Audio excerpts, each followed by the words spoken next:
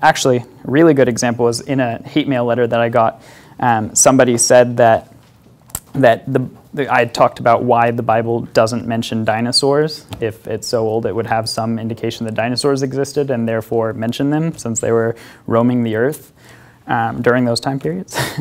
But what he said was that the Bible does mention dinosaurs, and it's when the Bible talks about demons, fallen angels, who then mate with human women, and those beasts that came from there must have been dinosaurs. And when you go that deep into analysis to try and say that dinosaurs are the giant, the offspring of humans and fallen angels, and then those beasts then mated with other human women. That was what dinosaurs were. So I missed one generation. But just by dealing with species, you know that interspecial relations won't result in a child, but angels obviously can transcend that. Yeah.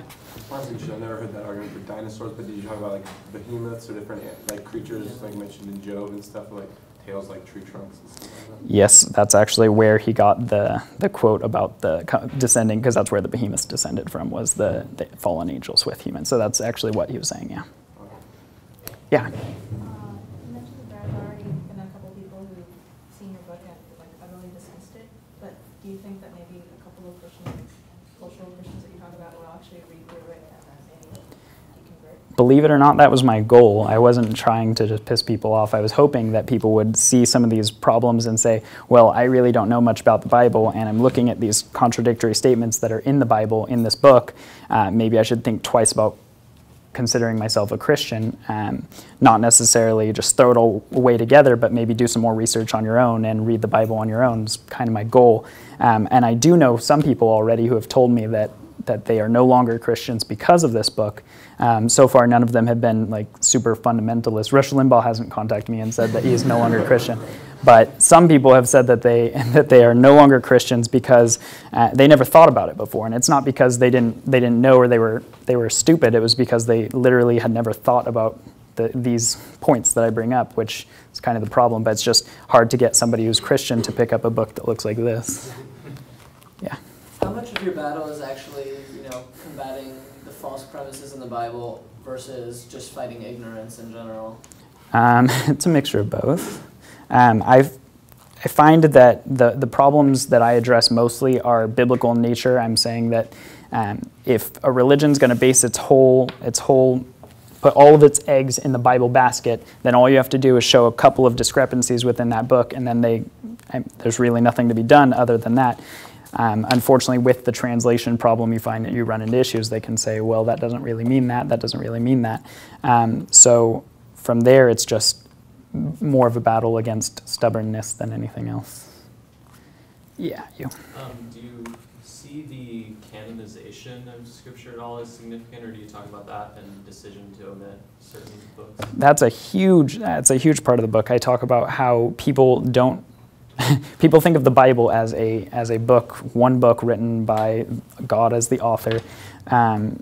That is everything goes together, but there are the contradictory statements from gospel to gospel is huge too. But I talk about a few gospels that were omitted, and I talk about why, and the Gnostic gospels, and people. That's one point that I need to drive home more than anything else, is that people need to realize that the book of the Bible known today is nothing close to what it used to be when it began as separate scriptures, of course, that were all compiled together to create the Christian religion. Yeah.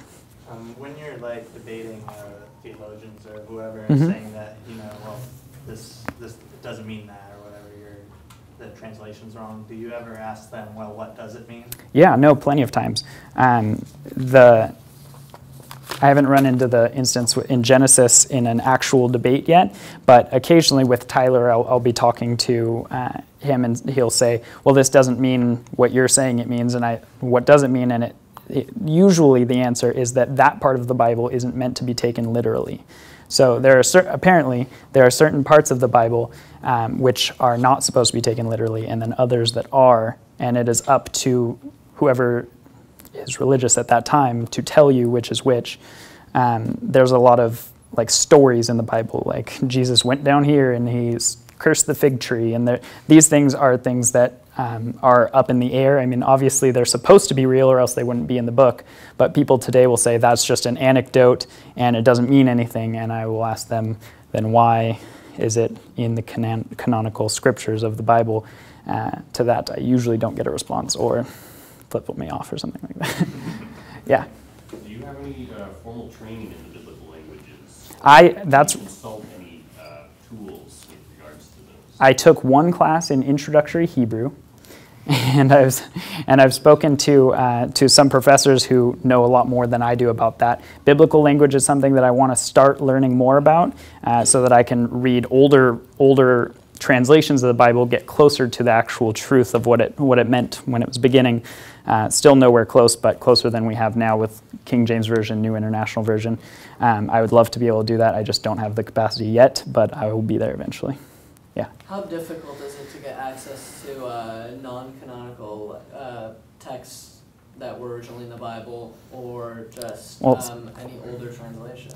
Non-canonical texts are usually pretty easy. I mean, there's Gospels of Thomas, there's Gospels that aren't in the Bible that you can find online right now, but certain things you can't find, like that don't exist, like the Gospel of Q, which is the sayings gospel that each of the other Gospels drew from.